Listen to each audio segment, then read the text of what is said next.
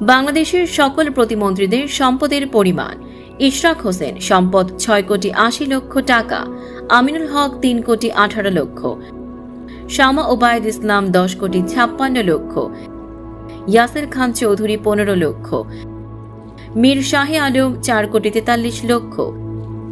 M A Muhith 15,14,00,000, Mir Mohammad Helal Uddin 11,66,00,000, Nurul Haque Noor 90,00,000, Sheikh Faridul Islam 6,91,00,000, Zonayed Psaki 46,62,000,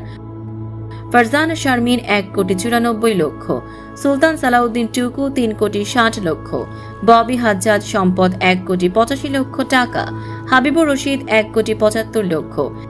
Ali Newaz Mohammad Khayyam 3,74,00,000, অরিন্দু Islam Amit 12,45,00,000, Kaiser Kamal 5,08,00,000, Shariful Alam 18,64,00,000, Farhad Hossain Azad 3,03,00,000, Ahmad Sohel Manjur 11,50,00,000, Rajib Ahsan 38,68,000, M Rashiduzzaman Millat 13,20,00,000, Abdul Bari 3,38,00,000।